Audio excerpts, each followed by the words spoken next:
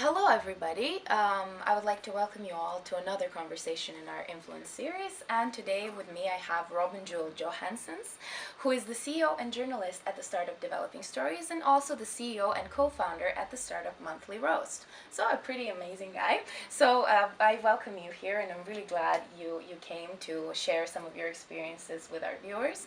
And so just to start off, I think it would be best if you presented your two startups yourself. So can you tell me more about what you do at Developing Stories and at Monthly Roast? Sure, thank you so much for having me, and thanks for the opportunity to talk about my companies. That's always a great opportunity, isn't it? Of course. Well, I have two companies, as you said. Developing Stories is the main one. That's the one that's gone the furthest in development. And the other one is really, really early stage, and it's called Monthly Roast. And Developing Stories, the main startup, is basically an online learning platform and a travel course platform where we teach journalism, photojournalism, media and communication. We do both, as I said, online courses, and then we do travel courses to developing countries. So you could do an online course in basic journalism at our online platform, and then you could travel to Kenya, for instance, for a month, where you will get an internship at a local media, and where you will test some of the skills in journalism that you learned from our online platform. And we just launched, actually yesterday we launched our first online courses, and now we're working on the travel part and on marketing everything. So that's Developing Stories in short. Okay, great. The other one is Monthly Roast, and as I said, it's very early stage, so we are still developing the concept. But it's basically to do subscriptions on micro roasted coffee from Europe. So we are finding the best micro roasteries that do coffee from different European capitals, and then we want to do a subscription based business where our customers will receive an amount of freshly roasted coffee every month with a unique story, with a unique profile, and expand the view of coffee that many people have. Wow, so you are actually offering a kind of a personalized coffee roast for everybody. Not personalized Not really. in a sense, but we are trying to expand people's view of what coffee is. Okay. And using the specialist coffee roasters, we're going to try to share that experience they have when they roast the coffee with our customers. Oh wow, that's very interesting. And what I also wanted to know about Developing Stories, who is actually your target audience? Who are the people who take these courses? We have different target audiences. For instance, we have two courses in basic journalism and basic photojournalism. And the target audience is people in a gap year, or people studying, you study political science. Yes. Maybe if you had a dream about becoming a journalist. Yeah, I was actually just thinking about it when I looked at your site. I was like, this would be really interesting. Let's have a chat afterwards. Of course. But yeah, then if you don't want to enroll in journalism school for 4 years, then you can take our basic course and actually learn the basic skills of journalism. So that's the target group for the basic courses. Anybody really who wants to enter the world of journalism or photojournalism. Then we have two other courses. One is called Communication for Small Organizations. And it's for people who start a charity or a small organization who wants to learn how to actually communicate professionally as an organization on all the social media, in the press and everywhere really. And the fourth one is the target group is freelance journalists who wants to travel more and who wants to make money on their travels. And it's called the freelance correspondent because we teach freelance journalists how to become temporary correspondents. So I could go to Lebanon, for instance, and I could do 2 weeks trip and do a lot of stories that I can sell to media back home and actually make money on traveling. Great, great. Do you already have some successful examples of people who have done that? Who've done our who've courses? Done a similar, yeah. Who've become correspondents. Oh yeah, the teacher of the freelance correspondent is himself a freelance correspondent. Oh, He's okay. a freelance journalist, and he created this whole concept for himself. And we've tried to conceptualize it into a course where we actually teach others to do what he does. And I think he does 3 or 4 trips a year, and he makes a great profit from actually traveling the world. Lovely, great. Okay, so you actually your students learn from the best in the business, basically. Our approach is that our teachers must have experienced themselves, and everybody connected with developing stories are loving to travel. They have a lot of like freelance experience, and they have teaching experience as well. So yeah, we only teach what we know and not just theory. Okay, great. Thank you. My next question is more of a general one. So, in the beginning, before you had all these startups, you woke up one day and thought, I could really do this," or how did it happen for you? Well, not really. I don't think any entrepreneur suddenly wakes up with a big vision. Or I just had an idea for. Before all this, I did an online media site called Africa 360, Okay. and it's a Danish media site about Africa from new angles. And I had the idea for the site because I needed some more realistic stories about Africa in the Danish media, and I needed more focus on the future and not so much on war and hunger and all of these things. And I started out doing the site just as a weekend project, but then suddenly I realized that doing something for myself and like being my own boss and being able to be extremely creative in my own terms was something that I actually really enjoyed. And suddenly I was working full time on that, and I had to drop out of university because it took all my time. And then I think I just got used to actually being my own boss and got used to getting an idea and actually doing something about it. So now it's more a way of living than it's a career really. So no, I didn't wake up one morning. I just suddenly stumbled into the whole business entrepreneurship world, and I've never found my way out. Now, I'm not looking for a way out. That's great. I mean, the fact that you're really talking about this with such drive and motivation and love makes me think about the fact that many people out there probably would love to have what you have. So that is really, really positive. And however, of course, as in life, and it happens all the time, setbacks and obstacles, and surely you must have encountered some of those on your way. So can you tell us what they were or how you overcame them? What were some of your techniques? Yeah, I think the biggest obstacle is one I'm still dealing with, and it is one thing is working 12, 15 hours a day and loving it, but another thing is to actually get paid for what you do. And I'm almost reaching a stage where I can actually just make a little bit of money. But the biggest obstacle, I think, is that there's not much money in doing a startup until late, very late in the process. So right now it's all about like trying to study, trying to do small freelance gigs, and then focusing on my startups as well. So I would say that the biggest challenge is to actually make money from your startup. Definitely, and patience is a virtue. Yeah, you have to be patient, and you have to believe that you will actually make some money one day. Which is also something I've learned in this whole process, that to make money you need to sell. So what I'm trying to do now and what I'm trying to tell other entrepreneurs is that sales is the most important thing in a startup. And surprisingly enough, everybody forgets that you actually have to sell something. You have to finish your product, not just talk about your product for years and years, but you have to finish some kind of product, and you have to sell it and charge money for it and actually tell people about your product and make them buy it. So I did the same mistake, of course, and took too long to actually finish the product and to ask people to buy it. But I guess now I'm in a position where sales and marketing is like 90% of my focus, and therefore I think I will soon be able to live from my startup. Okay, so my next question is, in your opinion, what are the best and the worst parts of being an entrepreneur? I think that usually that's a question you get asked, and that's what all the entrepreneurship blogs are about, and all the startup forums and whatnot. And I don't think there's one best thing or one worst thing in general, because it's very personal. So for me, the best thing about being an entrepreneur is that I get to do. It's a bit of a cliche, but it's true.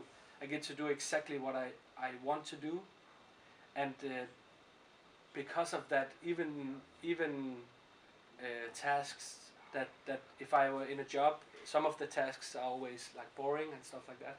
But because it's my own company and my own project, then suddenly doing the books or doing accounting or whatever is really really interesting, and suddenly I love answering emails like 2 hours every day because it's my project, and every time I have to do the bookkeeping, I know that this bill is something I spend on making a new customer maybe, or this invoice will actually bring money into my company. So suddenly it's exciting to do like receipts and Excel sheets and whatnot.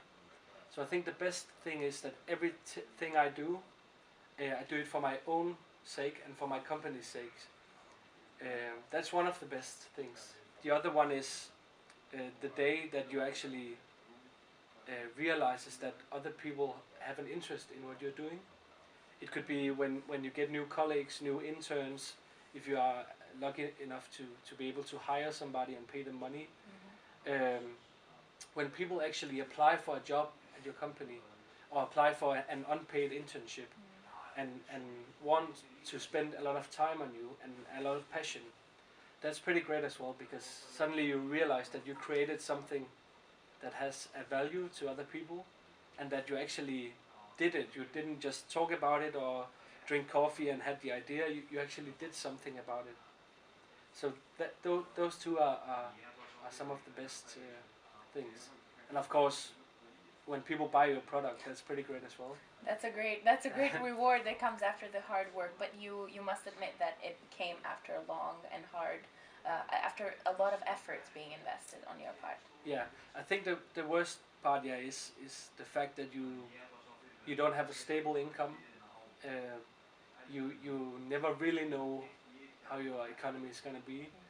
Um, but then again, I think for some people that's the biggest nightmare ever. But I think for a lot of entrepreneurs, myself included, it's a small price to pay. I don't care about certainty, and I live in Denmark, so if everything goes wrong, the system will catch me. You know? Exactly. And I could get a job, maybe I could work at a kiosk or whatever, at 7-Eleven. So it's a small price to pay, and what I love the most about entrepreneurship is that I never know what's gonna go on tomorrow as well. I have a clear idea what I think is going to happen tomorrow, and I have my calendar and I have some emails and whatnot, but something new always happens. So I think the uncertainty of things is the worst part. On a rainy day, you just want a salary, you want to be able to go to a fancy restaurant, but it's worth the uncertainty as well, I think. Okay. Now I would like to move on to some career-oriented questions. So, of course, that any kind of growth, both personal and professional, comes with big challenges. And can you recall any experience of such sort that made you grow, perhaps in a short period of time?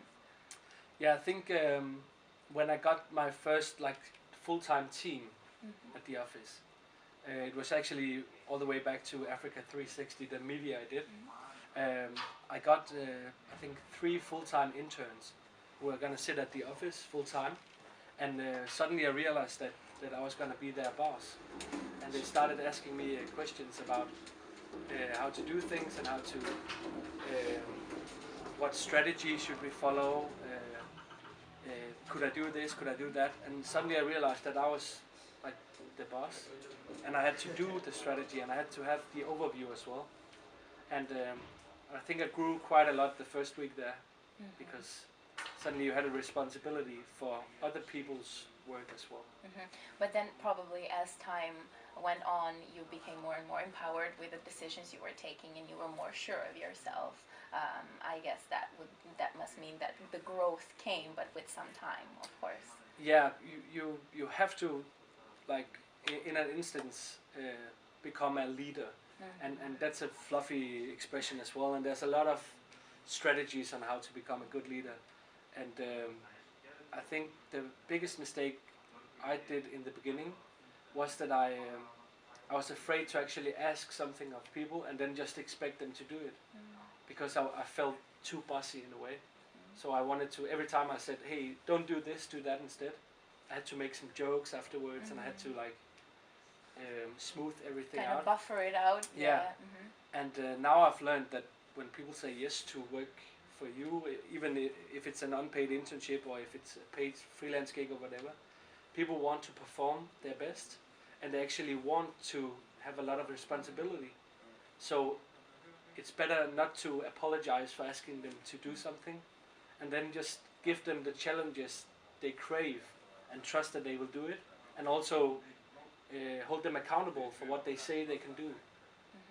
Because then people actually perform better, and usually I have the strategy that I hire people that are much more clever than me, and who knows a lot more than me, and who actually could tell me what the strategy is, because otherwise I could just do it myself. So that means the way I lead now, just to sum up the whole leadership thing, is that I present a challenge, and then I use my team to actually solve the challenge and teach me how the challenge should be solved. And that way of leading is pretty good, because the only thing I have to do is like see 2 steps into the future, and build a strategy with my team. And suddenly you are not a leader of some employees, suddenly you are a co-worker, like with a direction. And that's the way I work now.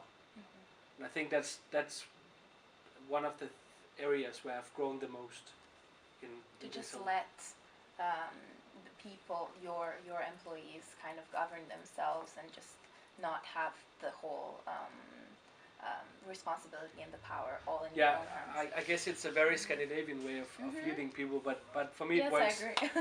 I agree. I create a frame in which we are working, and we do a lot of, like, I try to make people understand what the task is and what the framework is and what the strategy is, but how to fill out that frame, how to maybe push the boundaries if I'm too locked in something, that's up to them. And I never micromanage.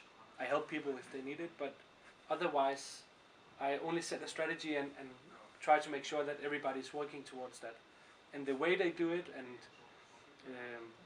the tools they use, they are much better at defining that than me, because if I hire somebody to do public relations, then that person will know a lot about PR that I don't. So I have an aim about getting developing stories in a monthly roast in the media, but how to do that will be the PR person's responsibility. So I just have to trust that they know what they're doing. So I think that's one of the things where I've grown the most as a person and as an entrepreneur as well. So on that topic, I think you actually you gave a lot of advice throughout the interview, but what would be your top piece of advice for future entrepreneurs or for people who want to work in a startup? I think for people who doesn't have experience with entrepreneurship and who wants to become an entrepreneur, the most important thing is not to get caught up in the whole, like, startup myth or the startup. There's a lot of gossip and a lot of, like, myth about startups. So try to cut everything unnecessary away from your idea. Focus on the product you're doing, the pain that you're solving with the customer, and then focus all your energy on actually building a concept or a product or a service or whatever you're doing. Get the product done, and then start selling it. If people didn't read the lean startup, they should read the lean startup, which is basically, if you boil it down, get, like, a minimum viable product, get a product of some sort that's almost okay, and then start selling it. Because when you start selling, you make money, to develop your product, and you talk to the customers you're actually helping. You get feedback. So cut away all the strategy talk, cut away like all the buzzwords, throw that away, and then focus on the product or the concept and on selling it to customers straight away. If I could do one thing, if I could go back and change one thing, it would be to focus all my energy on sales and on product development and talking to customers. Okay, would you say that it would be better to go ahead with an average product in a shorter period of time, or to wait, develop the product, and then go ahead with it? It depends on the product, but usually I would say that if your product is in a category, if you decide to make shoes, a new type of shoe, there's a billion shoe brands in the world, and then okay, spend some time on developing a brand new design, because you have too much competition, and the pain you are trying to solve with the customer is not that great. But if you get an idea, or if you build a concept that actually solves a pain with your customer, and the pain is big enough, then even an average product or service or concept will be a great help to your customers. And then if nobody else is helping them solve their pain or their trouble or whatever, then they won't notice that you don't have the perfect product. They will just see somebody providing a product they can buy to help them solve their problem, and then you can build on your service. So get the product out there, like focus on what is the core of the pain your customer have or their problem or what they need, and then deliver that, and then build on later in the process.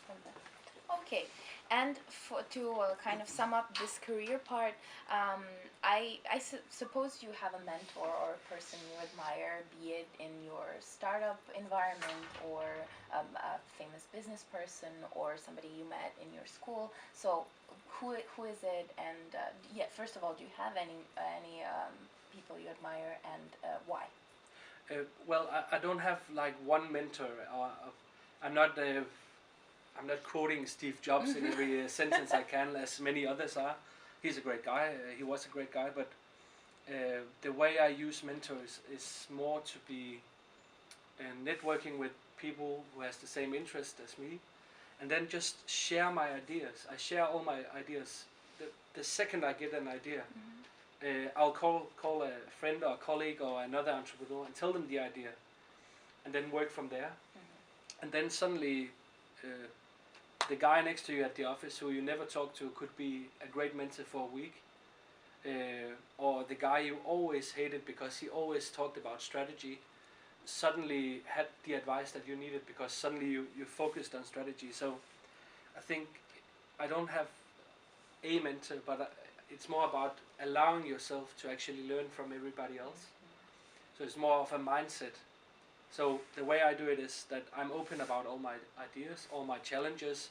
I don't have any big company secrets. And if you think you can build a company by keeping everything a secret, forget it. Share your ideas, share everything. Nobody will steal your idea. And if they can steal your idea, it's because it's not good enough. So share all of your trouble, all of your ideas, and then use your network and all the people around you as a mentor. And if you don't know the people who could help you, pick up the phone, call them, call the best journalist you know if you're doing a course in journalism. Call the best journalist you know and ask if you could buy them a cup of coffee, and if you could help them with anything, if they just want to give you some advice. So I think, using the people around you and just reaching out to the best in the field you need advice in is the best way to do it. Okay, great. And now, finally, some more personal questions. You know how they say that you are what you do, or you are what you eat. So, what does your daily routine look like? What does a day in your life look like? Well, I work a lot.